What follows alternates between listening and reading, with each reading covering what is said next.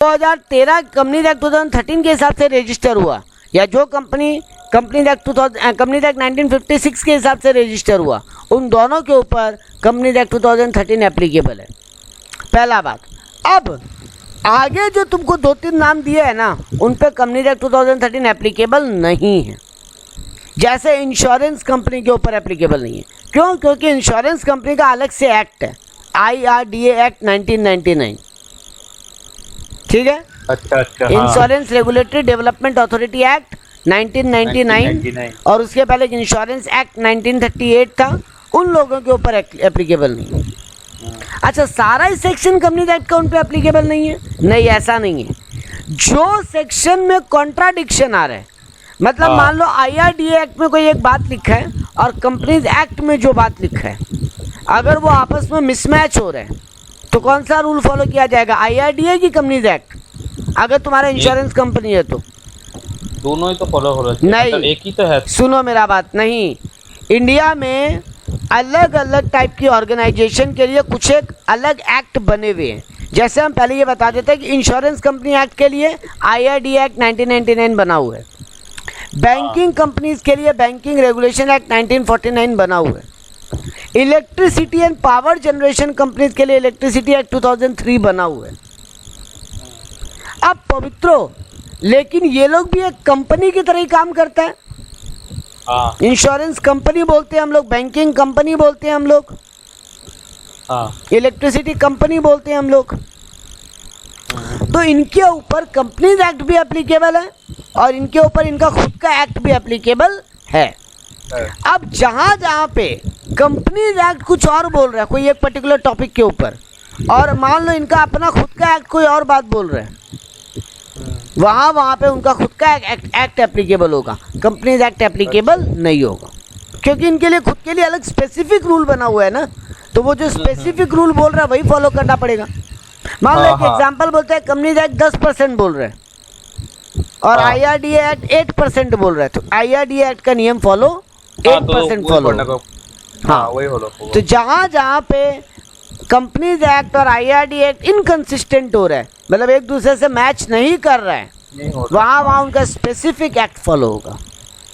Otherwise companies act भी follow होगा नहीं होगा नॉर्मली। अब यहाँ पे कंपनी का मतलब बताया तुमको। कंपनी का मतलब बोला a corporate is an artificial being, एक आर्टिफिशियल बॉडी है जो इनविजिबल है, इंटेंजिबल है, existing only in contemplation of law. सिर्फ कानून की नज़र में एक अलग बॉडी है वो, वैसे देखा जाए तो फिजिकली प्रेजेंट नहीं है कुछ, ठीक है। A company is an incorporate association which is an artificial person created by law having separate entity with perpetual succession and common seal। तुम देख रहा होगा सारा फीचर्स का नाम लिख दिया डेफिनेशन में। सेकंड वाला पैराग्राफ देखना, मीनिंग के नीचे वाला paragraph, in the word of professor हैने, वो अंडरलाइन कर किया हुआ है। हाँ, तो ये प्रोफेसर हैने जो बोल रहा है वही डेफिनेशन है। अच्छा, कंपनीज एक्ट 2013 में फिर क्या डेफिनेशन लिखा है सर? देखो, 3rd पैराग्राफ में दिया है, Section 2 subsection 20 of Companies Act 2013 define the company. Company means a company incorporated under this act or under any other previous company law। ये अजीब डेफिनेशन है ना, कि जो 2013 या अदर कोई लॉ में रजिस्टर्ड है वही कंपनी है। तो ये कोई ढंग से डेफिनेशन नहीं था, इसलिए प्रोफेसर हेने का डेफिनेशन ज़्यादा वैलिड हो गया। अब इनका सेकंड क्वेश्चन पे आते हैं, फीचर्स। ये मेन फीचर्स जो 4 यहाँ पे दिए हैं। पहला फीचर क्या बोला है?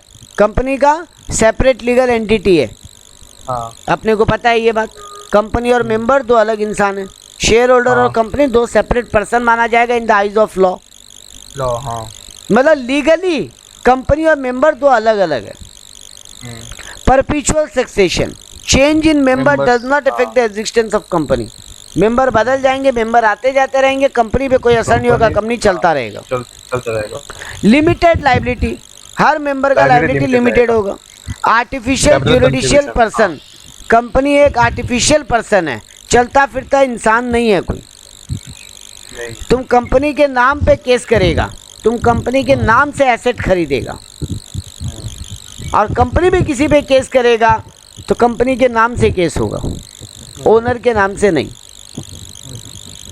तो ये फीचर्स हम लोगों को पहले से ही पता थे पवित्रों, ठीक है। हाँ हाँ हाँ। अब हम लोग आते हैं कॉर्पोरेट वेल्थ थ्योरी। देखो पवित्र, हम लोग एक फीचर पढ़ते हैं कि कंपनी और कंपनी का मेंबर दो सेपरेट लीगल एंटिटी है ना। हाँ हाँ। इसी फीचर को ब्रेक करता है, इसी फीचर को बताता है, sorry, corporate veil. Corporate veil का मतलब होता है पर्दा। पर्दा, हाँ। तो यानी कॉर्पोरेट वेल यही बता रहा है कि मेंबर और कंपनी के बीच में एक पर्दा है। देखो यहाँ पे फोटो में भी समझ में आ रहा होगा, कंपनी बीच में एक वेल यानी पर्दा बना हुआ है और फिर इधर में शेयर होल्डर है, शेयर होल्डर्स। तो कंपनी और शेयर होल्डर दोनों सेपरेट लीगल एंटिटी है। ये बात ये कौन बताता है? ये कॉर्पोरेट वेल बताता है। ये बात आया कहाँ से?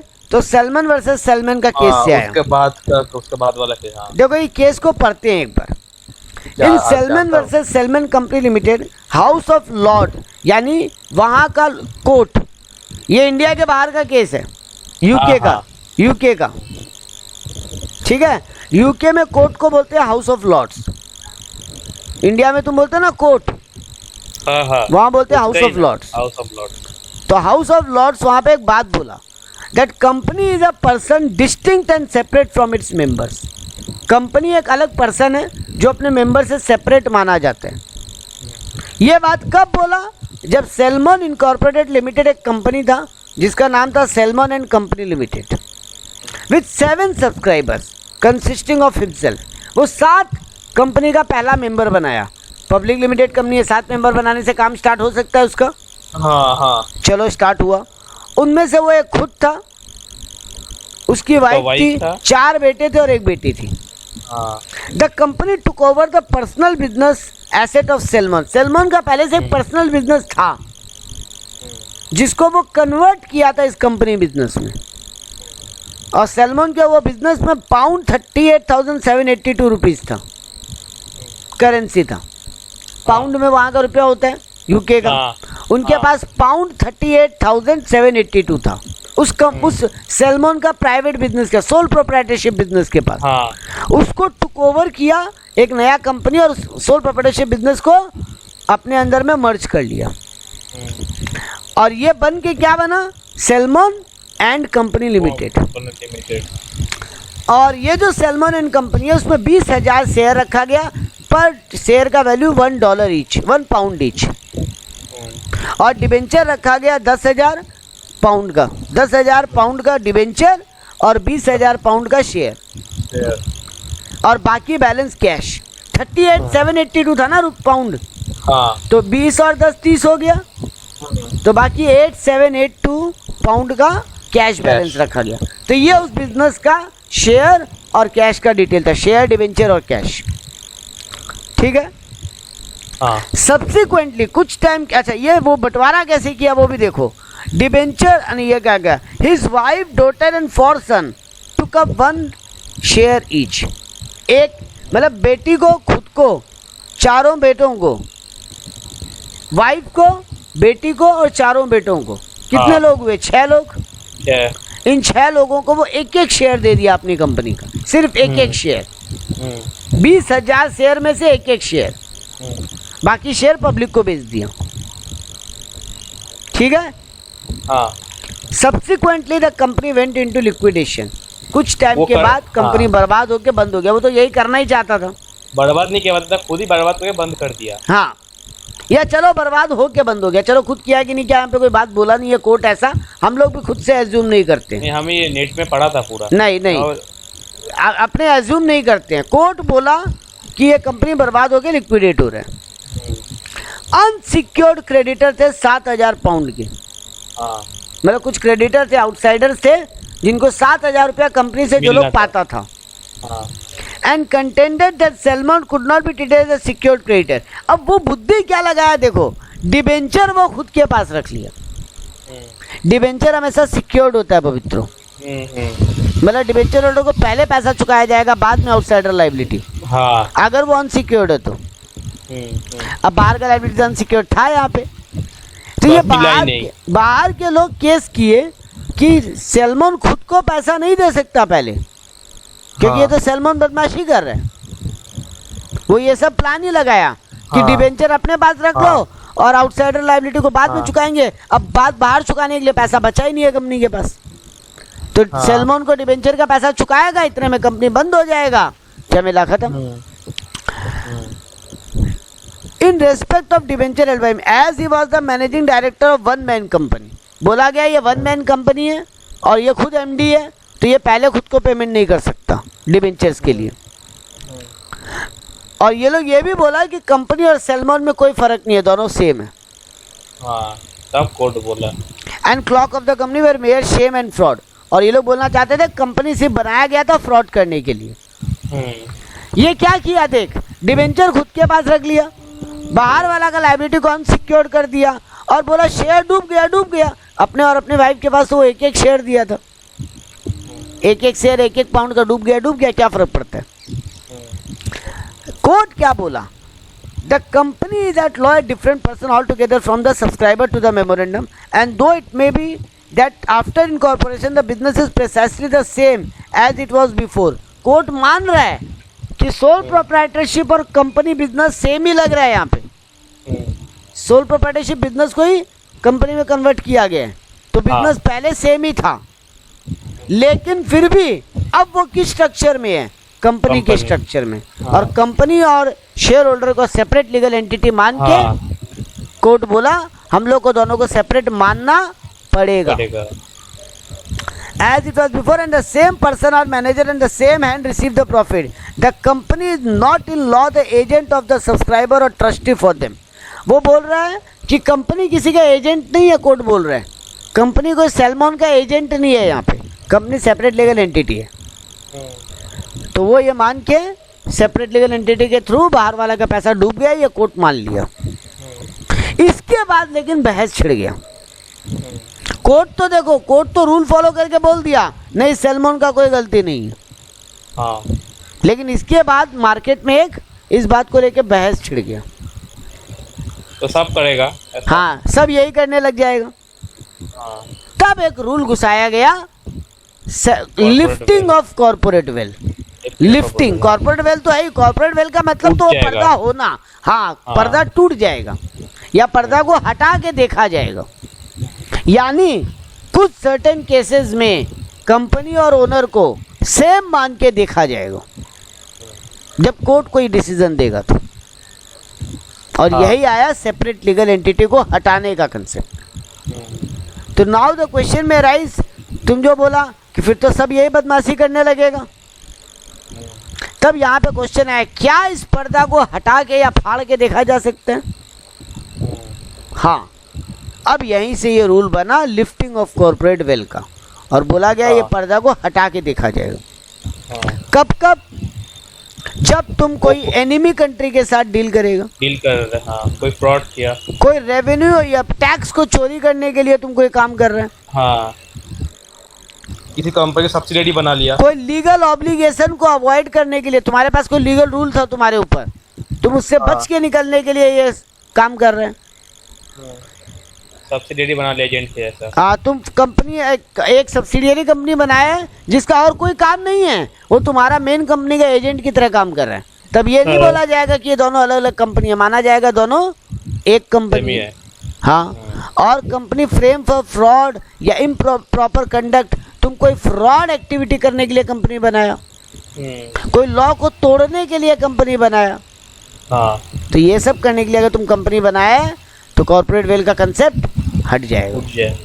हाँ, तो यहाँ पर हम लोग ये चीज़ पढ़े, ट्रेडिंग विद, ये देखो पूरा चार्ट बना के दिया, trading with enemy country, use to avoid tax, company create किया गया एजेंट के लिए सब्सिडियरी का, कोई लीगल ऑब्लिगेशन से बच के निकलने के लिए, या कोई इलीगल या इम्प्रॉपर पर्पस के लिए। तुम ड्रग्स का बिजनेस करने के लिए एक कंपनी बनाया,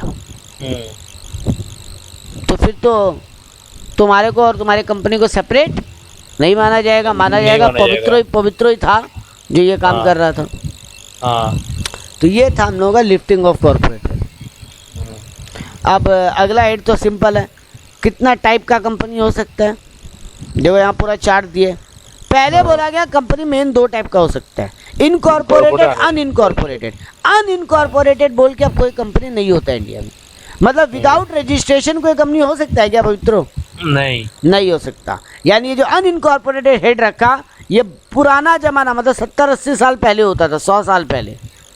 अच्छा। अब अनरजिस्टर्ड बोल के कोई कंपनी नहीं होता, नहीं बन। इसीलिए देखो इनकॉर्पोरेटेड का कोई हेड ही नहीं था, सीधा आया इनकॉर्पोरेटेड यानी registered company. Registered company 3 type का हो सकता है। एक रजिस्टर्ड कंपनी मतलब नॉर्मल कंपनी, एक स्टैट्यूटरी कंपनी मतलब जिसको गवर्नमेंट बनाया है, जैसे IRCTC, जैसे रेलवे। सेल भेल नहीं, सेल भेल तो ये है बेटा, सेल भेल रजिस्टर्ड कंपनीज में आएगा। तुम सुनना एक बात अच्छे से, स्टैट्यूटरी कंपनी उसको बोलते हैं जो कोई काम नहीं करेगा, कोई बिजनेस नहीं करेगा, वो उसका काम होगा दूसरों को कंट्रोल करना। जैसे एग्जांपल हम तुमको बोलते हैं RBI बना। RBI पब्लिक का कोई काम करता है क्या? नहीं, वो डायरेक्ट बैंक टू बैंक होता है। बैंक को कंट्रोल करने का काम करता है RBI गवर्नमेंट के बिहाफ में। इंश्योरेंस IRDA एक्ट जो तुम अभी अभी पढ़ा ना ऊपर, IRDA एक्ट 1999 जो इंश्योरेंस कंपनी के लिए बना। IRDA बोल के एक डिपार्टमेंट भी है जो कि कंपनी की तरह रजिस्टर्ड है, लेकिन IRDA इंश्योरेंस नहीं बेचता है, IRDA इंश्योरेंस सेक्टर को कंट्रोल करता है। ठीक है ना? तो ऐसा government, police department, municipal corporation, Howrah municipal corporation limited, HNC limited, ये कोई काम करता है क्या? कोई बिजनेस करता है क्या? नहीं। ये यहाँ का म्युनिसिपलिटी, यहाँ का साफ सफाई, ये सब चीज को देखता है। टेलीफोन अथॉरिटी, BSNL नहीं बोल रहे हैं, BSNL रजिस्टर्ड कंपनी है बेटा। अच्छा। सेल वो भेल, तो बड़ा कंपनी, सेल भेल काम करता है ना भाई, सेल तो स्टील बनाता है। और भेल क्या करना, क्या बड़ा बड़ा हेवी मशीन बनाता है, Bharat heavy electricals limited electrics का मशीन बनाता है। तो बेटा वो लोग तो प्रोडक्शन करता है, बेचता भी है, वो लोग रजिस्टर्ड कंपनी है, बस वो लोग गवर्नमेंट रजिस्टर्ड कंपनी है। ये हम लोग आगे पढ़ेंगे ये ब्रेकअप, ठीक है ना? स्टैट्यूटरी कंपनीज वो कंपनीज हुआ जिनका कोई प्रॉपर्ली बिजनेस नहीं है, या थोड़ा बहुत बिजनेस कर भी ले तो अलग बात है, लेकिन उनका मेन काम है इंडिया में अलग अलग सेक्टर को कंट्रोल करना। जैसे हम RBI बोला, जैसे हम टेलीफोन अथॉरिटी बोला, जैसे हम IRDA बोला, इनका काम क्या है? जैसे हम पुलिस स्टेशन बोला, पुलिस स्टेशन कोई बिजनेस करता है क्या? नहीं। वो क्या करता है? रूल रेगुलेशन को मेंटेन करने में मदद करता है गवर्नमेंट को। तो पुलिस डिपार्टमेंट है ना एक पूरा, तो इन सब को बोला गया स्टैट्यूटरी कंपनीज। और एक हो गया चार्टर्ड कंपनी। ठीक है, चार्टर्ड कंपनी इंडिया में नहीं होता जनरली। ये क्या होता है क्या? चार्टर्ड कंपनी तुमको हम कैसे समझाएं, जो गवर्नमेंट का मिनिस्ट्री का डिपार्टमेंट होता है, आएगा उसका बात करेंगे जब आगे आएगा तब। अब देखो रजिस्टर्ड कंपनी यानी वो कंपनी जो कोई ना कोई बिजनेस करने के लिए रजिस्टर हुआ, जैसे रिलायंस लिमिटेड, भेल, सेल, BSNL लिमिटेड, ये सब क्या है? लोग बिजनेस कर रहा है बेटा, बिजनेस करता है। अब इनमें कुछ नाम, टाटा लिमिटेड, इनमें कुछ नाम तुमको प्राइवेट कंपनी जैसा लग रहा होगा, टाटा, रिलायंस। और भेल, सेल और BSNL क्या लग रहा है? गवर्नमेंट यानी public limited, public sector. Actually हम लोग एक गलत वर्ड यूज किए अभी, पब्लिक लिमिटेड बोल के हम गलती कर दिया। भाई टाटा लिमिटेड भी तो पब्लिक लिमिटेड ही है। पहले ये समझो 2 सेक्टर होता है, प्राइवेट सेक्टर और पब्लिक सेक्टर।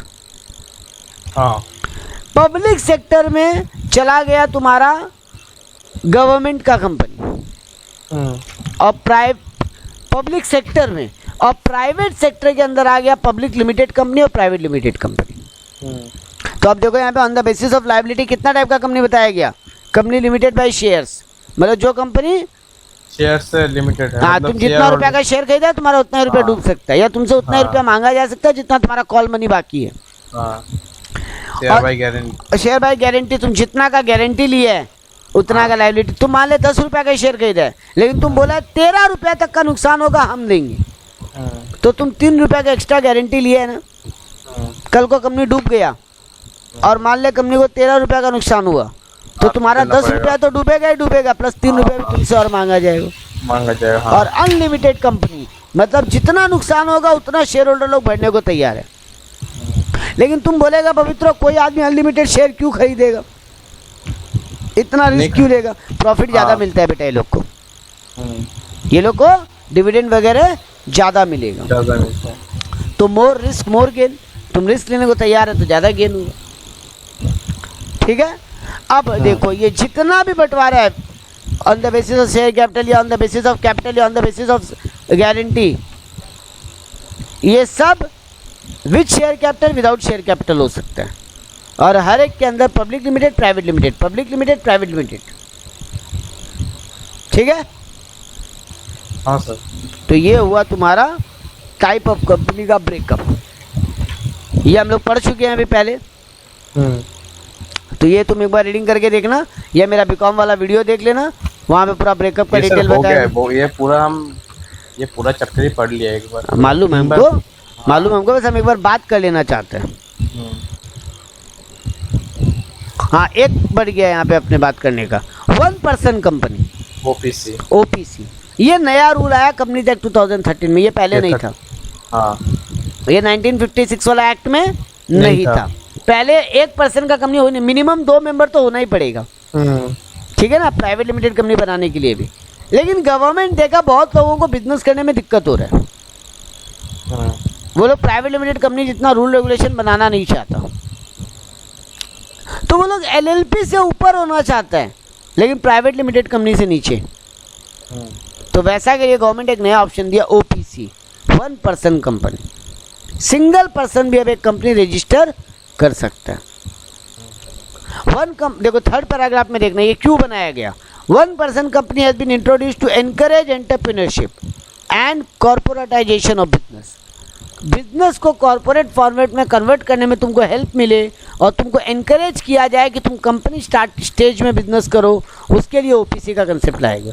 ये सोल प्रोप्राइटरशिप से थोड़ा डिफरेंट है, यहाँ पे सेपरेट लीगल एंटिटी है, limited liability of the member है, लेकिन ओनर तुम अकेला है, तो तुम बिजनेस को संभालेगा अकेला। OPC generally private limited company जैसा माना जाएगा। देखो लास्ट पैराग्राफ देखो, according to section 3(1)(c) of the companies act 2013, OPC is a private limited company with the minimum paid up share capital as may be prescribed and at least 1 member. कम से कम 1 member होगा, उसको भी अपना nominee बता के रखना पड़ेगा, और ये प्राइवेट लिमिटेड कंपनी जैसे काम करता है वैसे काम करेगा। देखो यहाँ पे इसका फीचर्स दिया, ओनली 1 मेंबर, कोई मिनिमम पेड अप कैपिटल का रिस्ट्रिक्शन नहीं है। अब मतलब तुम 10,000 रुपया से भी ओपीसी स्टार्ट कर सकते हो, 1 रुपया से भी ओपीसी स्टार्ट कर सकता है, तुम्हारा मन। The memorandum of OPC shall indicate the name and other person. देखो मेमोरेंडम में तुमको बताना पड़ेगा तुम्हारा नॉमिनी कौन है, अगर तुमको कुछ हो गया नॉमिनी तुम्हारे डेथ के बाद सब्सक्राइबर कौन होगा, ये बात तुमको तुम्हारे मेमोरेंडम में बता के रखना पड़ेगा। The other person whose name is given in the memorandum shall given is prior written consent. जिस आदमी को तुम अपना नॉमिनी बना रहे हैं उससे एक रिटन कंसेंट लेना पड़ेगा कि तुम्हारे बाद वो नॉमिनी बनने को तैयार है, मतलब रिटन अप्रूवल चाहिए। Such other person may be given the right to withdraw his consent. अच्छा एक बार वो हाँ बोल दिया, बाद में हटाना चाहता है अपना नाम तो हटा सकते हैं। मान ले तुम अपने चाचा को नॉमिनी बनाया, तुम्हारे चाचा कंसेंट लेटर दे दिए कि हाँ हम पवित्र ओपीसी कंपनी का मेंबर नॉमिनी बनने को रेडी है। अब महीना 2 महीना बाद उनको लगा नहीं हमको तो नॉमिनी नहीं बनना, तो वो अपना कंसेंट को विड्रॉ कर लेंगे, ये कर सकते हैं, मतलब अलाउड है। The member of OPC may at any time change the name of such other person. अच्छा तुम भी अब तुमको लग रहा महीना 2 महीना बाद नहीं चाचा को नहीं बनाएंगे, पापा को बनाएंगे, तो तुम चाचा का नाम हटा के पापा का नाम डलवा सकते हैं। आरओसी को इन्फॉर्म कर दो, काम हो जाएगा। Any such change in the name of the person shall not be doomed in alteration of memorandum. और तुम अगर नाम बदलता है मेंबर का तो मेमोरेंडम में कुछ ऑल्टर करने का दरकार नहीं है, इसको मेमोरेंडम में ऑल्ट्रेशन नहीं माना जाएगा। Only a natural person with Indian citizen and resident in India shall be eligible to incorporate an OPC. एक ओपीसी कौन चालू कर सकता है? एक नेचुरल पर्सन होना चाहिए और वो भी Indian citizen resident in India. और यहाँ देखो तुमको रेसिडेंट इन इंडिया का मतलब बताया है, 182 या उससे ज़्यादा दिन प्रीवियस ईयर में वो इंडिया में रहा है। क्लियर है? हाँ सर। हाँ, तो एक आदमी जो एक 182 डेज से ज़्यादा पिछले कैलेंडर ईयर में इंडिया में रहा है, उसको तुम, वो आदमी ओपीसी स्टार्ट कर सकता है। उस आदमी को तुम रेसिडेंट ऑफ इंडिया बोलोगे। तुम अगर अपने चाचा को नॉमिनी बनाया, क्या वो नीरज ओपीसी में भी नॉमिनी बन सकते हैं? नहीं, एक कंपनी में एक ही ओपीसी। हाँ, एक आदमी एक ही कंपनी में नॉमिनी बन सकता है, वो 2-3 कंपनी का नॉमिनी नहीं हो सकता। तुम माइनर को नॉमिनी नहीं बना सकता, नहीं, ठीक है? लेकिन माइनर यहाँ पे बेनिफिशियरी इंटरेस्ट हो सकता है, ठीक? हाँ सर। Such company can not be converted और incorporated into a company under section 8 act. ये सेक्शन 8 कंपनी कौन होता है? जो लोग चैरिटी का बिजनेस करता है, चैरिटेबल ट्रस्ट ऑर्गेनाइजेशन होता है, उनको बोलते हैं सेक्शन 8 कंपनी, ठीक? तो तुम ओपीसी को चैरिटेबल ऑर्गेनाइजेशन नहीं बना सकता। मेरा बात समझा? हेलो, हाँ सर। मेरा बात समझा? हाँ सर, हाँ sir. Section 8 company, section 8 company बोलते हैं जो लोग चैरिटी का पर्पस के लिए कंपनी खोले हैं। तो तुम 1% कंपनी को सेक्शन 8 कंपनी में कन्वर्ट नहीं कर सकते। सर वो तो कर सकते हैं, 2 साल आपका 2 साल काम करना पड़ेगा ओपीसी में, और आपका वो जो टर्नओवर है वो 2 करोड़ के ऊपर होना चाहिए सेक्शन 8 कंपनी में कन्वर्ट करने के लिए। तो हाँ, सेक्शन 8 कंपनी में कन्वर्ट करने के लिए। हाँ सर, हम तो मार्च किया था, 1 मिनट रुकिए। नहीं, ये रहा, इसके बाद ही पॉइंट है। देखो हम बता रहे हैं, सुनो मेरा बात। तुम सेक्शन 8 कंपनी में कन्वर्ट नहीं कर सकता। अच्छा। तुम ओपीसी को प्राइवेट या पब्लिक लिमिटेड में कन्वर्ट कर सकते हैं। ओके। मेंबर बढ़ा लो। तुम अकेला चालू किया था, अब तुम चाचा को भी मेंबर बना के प्राइवेट लिमिटेड कंपनी बना लिया, उसको 2 मेंबर मिनिमम हो गया, या और 6 मेंबर जुगाड़ के 7 मेंबर बना के पब्लिक लिमिटेड कंपनी बना लिया। लेकिन तुम इसको चैरिटेबल कंपनी नहीं बना सकता। तुम ओपीसी को बैंकिंग कंपनी भी नहीं बना सकता। देखो next point, such company can not be carry out non banking. उसको तो अलग सा एक कंपनी का रूल है, तो बैंकिंग कंपनी। हाँ, नहीं, वो अलग बात हो गया। रूल तुम्हारे ऊपर एप्लीकेबल क्या होगा वो नहीं बोल रहा, रजिस्ट्रेशन का बात हो रहा है यहाँ पे। नहीं, वो तो नहीं होगा। हाँ, वो नहीं हो सकता। और अब आते हैं तुम्हारे वाला बात पे, OPC can not convert voluntarily into any kind of company. तुम प्राइवेट लिमिटेड, पब्लिक लिमिटेड तुरंत नहीं बन सकता, 2 साल के बाद। 2 साल के बाद, ये उनके लिए बोला है। लेकिन सेक्शन 8 कंपनी तो बन ही नहीं सकता तुम। नहीं। From the date of incorporation, except अगर तुम्हारा paid up share capital 50 lakh से ज्यादा हो गया, या तुम्हारा एनुअल टर्नओवर 2 करोड़ से ज्यादा हो गया। वो क्या 2 साल के पहले अगर हो जाए हाँ, तो? एकदम। अब तुम सही हिट किया। मतलब जनरली अगर तुम चाहो 2 साल के बाद अपने आप को किसी में भी कन्वर्ट कर लो, ठीक है? और अगर तुम्हारा 50 लाख से ज़्यादा पेड अप कैपिटल और 2 करोड़ से ज़्यादा टर्नओवर हो गया है, तब फिर तुम पहले भी अपने आप को अदर फॉर्मेट ऑफ कंपनी में कन्वर्ट कर सकते हो। If 1% company or any officer of such company contravenes the provision, they shall be punishable with a fine with 10,000 rupees and further fine which may extend 1,000 rupees every day. Company का कोई भी आदमी कोई गड़बड़ी करता है तो ओपीसी पे फाइन पेनल्टी कितना है? 10,000 रुपये एक बार लगेगा, और जितना दिन तक वो गलती हुआ उतना दिन का पर डे 1,000 रुपये एक्स्ट्रा करके। ठीक है?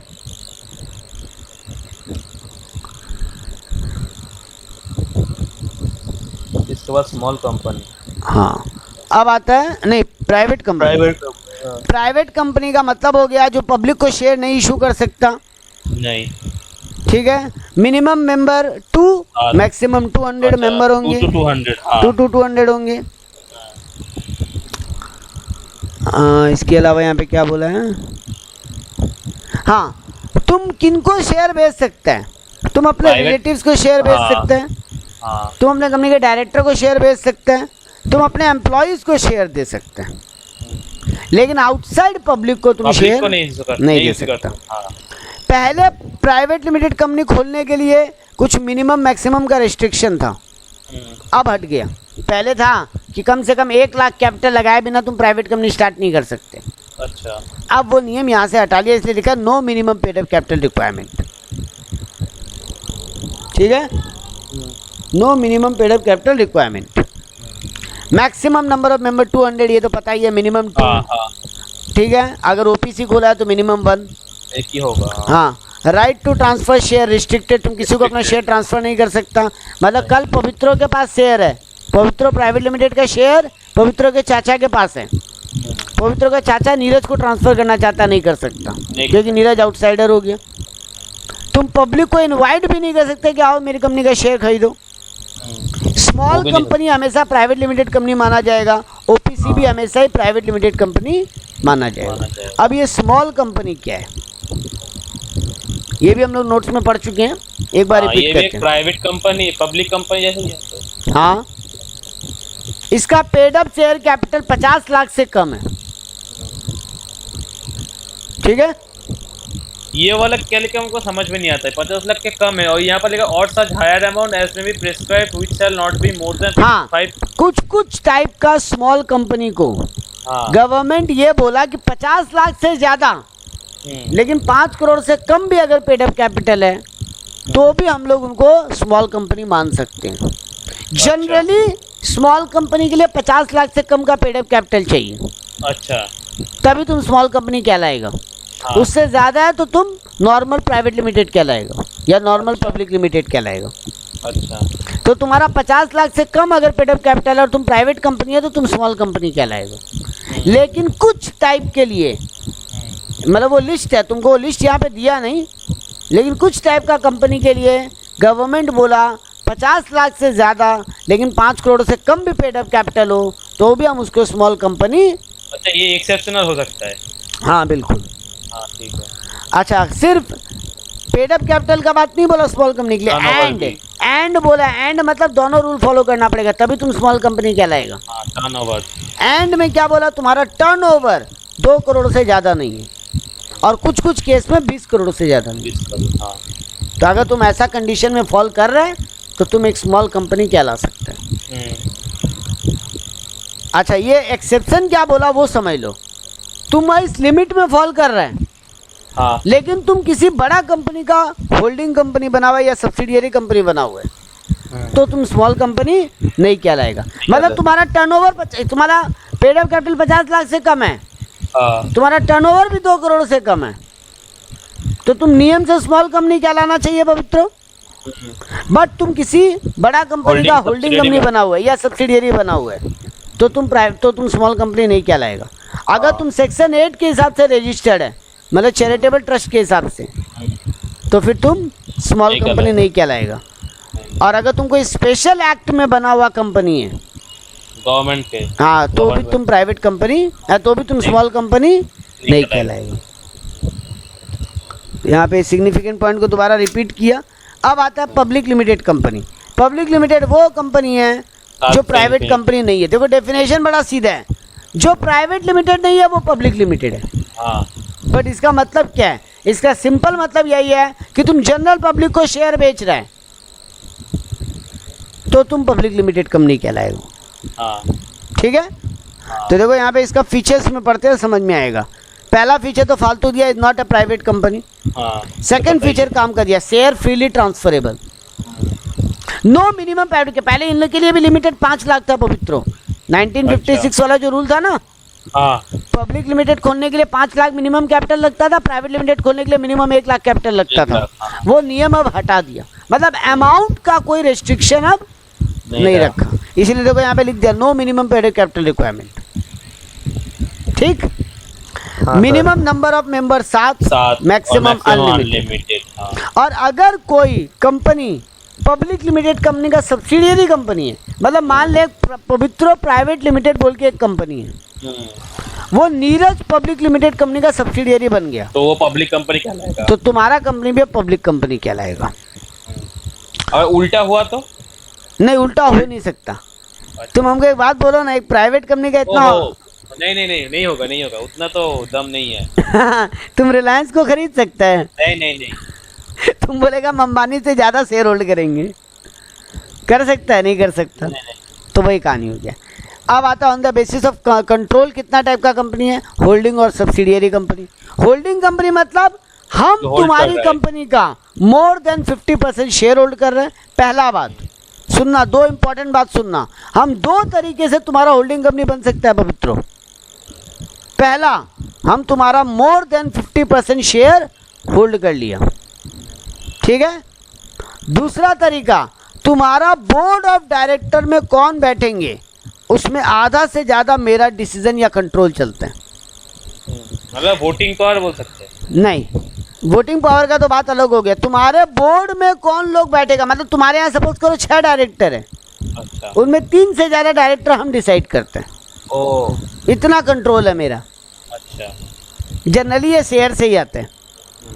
फिर भी यहाँ पर दोनों तरीका लिखा है कि तुम्हारा अगर शेयर होल्डिंग मोर देन 50% हो जाए, या फिर मेरे बोर्ड ऑफ डायरेक्टर का कंपोजिशन, मतलब मेरे बोर्ड ऑफ डायरेक्टर में कौन बैठेगा और कौन नहीं, इसका कंट्रोल तुम्हारे हाथ में है, तो तुम मेरा होल्डिंग कहलाएगा और हम तुम्हारा सब्सिडियरी कहलाएगा।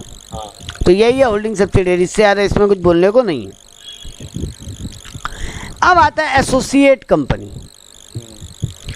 हम 50% से ज्यादा तो नहीं, लेकिन 20% जितना कंट्रोल तुम्हारा होल्ड कर रहे हैं, वो सब्सिडियरी एसोसिएट हो गया। तो हम और दोनों, ये तुम भी मेरा एसोसिएट कहलाएगा, हम भी तुम्हारे एसोसिएट कहलाएंगे। और तब होल्डिंग नहीं होगा। तब होल्डिंग तो 50% के ऊपर होना पड़ेगा ना बेटा। एक दूसरे का एसोसिएट कंपनी कहलाएगा। हाँ, अगर 20 से ज्यादा लेकिन 50 से कम शेयर होल्ड कर रहे तो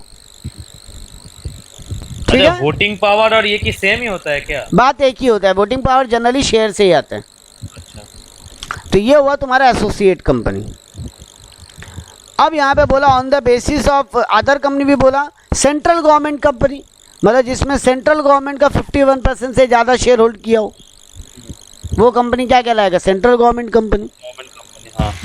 नहीं, या और सेंट्रल गवर्नमेंट या स्टेट गवर्नमेंट, या पार्टी है पार्शियल, दोनों। हाँ, मिलके, दोनों मिलके भी, मतलब बंगाल गवर्नमेंट और सेंट्रल गवर्नमेंट मिलके तुम्हारा कंपनी में 50% से ज़्यादा शेयर होल्ड कर लिया, तो भी तुम गवर्नमेंट कंपनी कहलाएगा। फॉरेन कंपनी जो इंडिया के बाहर रजिस्टर्ड है। अब आ गया तुम्हारा सेक्शन 8 कंपनी। देखो, formation of a company with charitable object, NGO. हाँ, ब्रैकेट में लिखा सेक्शन 8 कंपनी, ठीक है। देखो यहाँ पे नीचे बहुत बढ़िया बढ़िया एग्जाम्पल दिया, और वो एग्जाम्पल सुन के मजा आ जाएगा। पहले एग्जाम्पल के पहले वो जो बुलेट में पॉइंट है वो पढ़ते हैं। प्रमोट द चैरिटेबल ऑब्जेक्ट और commerce, art, science, sport, education, मतलब तुम कोई एनजीओ चला रहे, आर्ट को बढ़ावा देने के लिए, एजुकेशन को बढ़ावा देने के लिए, स्पोर्ट्स को बढ़ावा देने के लिए, ये सब हो गए सेक्शन 8 कंपनी। इनका मेन ऑब्जेक्ट किसी चीज़ को प्रमोट करना है, और ये लोग मेंबर्स को डिविडेंड नहीं बांटते। दो इंपॉर्टेंट बात सुन लेना पवित्रों, इनका मेन ऑब्जेक्ट किसी एक्टिविटी को प्रमोट करना है, और दूसरा बात, ये लोग शेयर होल्डर में डिविडेंड नहीं बांटते, ठीक। अब इसका एग्जाम्पल देखना, और वो एग्जाम्पल का जरूरी है तुमको कुछ समझाना हमको यहाँ पे। पहला एग्जाम्पल बोला FICCI, FICCI, federation of industrial corporation बोल के कुछ है ये। मतलब होता है ये इंडिया में जो इंडस्ट्रीज होती है ना, उन लोगों का एसोसिएशन। अच्छा अच्छा, ये एसोसिएशन का काम क्या है? इन इंडस्ट्रीज को बढ़ावा देना।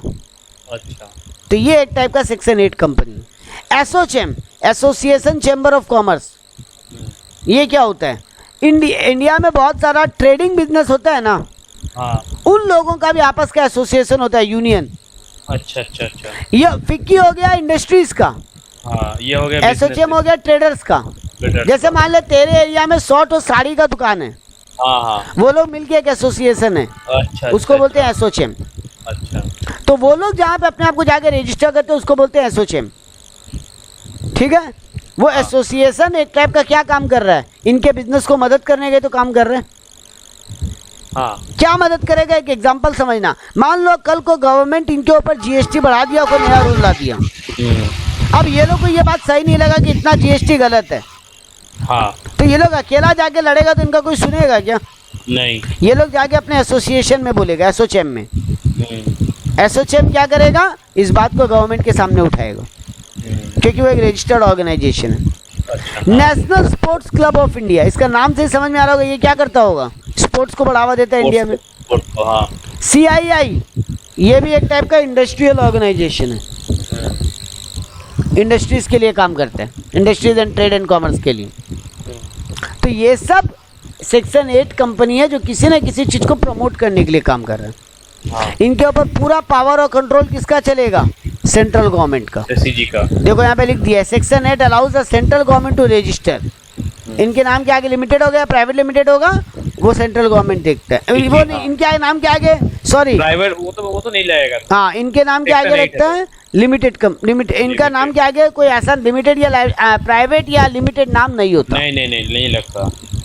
इनका लाइसेंस भी सेंट्रल गवर्नमेंट ही देता है, इनका लाइसेंस सेंट्रल गवर्नमेंट ही कैंसिल कर सकता है अगर उनको लगता है कि तुम जिस एक्टिविटी के लिए बना था वो नहीं कर रहा है, कुछ और कर रहे हैं, या इनको लगता है कि तुम कुछ फ्रॉड का काम कर रहे हैं, तो इन लोगों को हाथों हाथ लाइसेंस कैंसिल हो जाएगा। इनके ऊपर सारे ऑर्डर सेंट्रल गवर्नमेंट के चलेंगे, इनके ऊपर फाइन पेनल्टी भी सेंट्रल गवर्नमेंट ही लगाएगा। कितना पेनल्टी लगा सकता है, 5000 से लेके 25 लाख रुपया तक। 25 लाख, हाँ ठीक है। तो ये था सेक्शन 8 कंपनी। देखो यहाँ पे इसका फीचर्स भी दिया है। इसका मेन प्रमोशन हुआ है चैरिटेबल ऑर्गेनाइजेशन के लिए।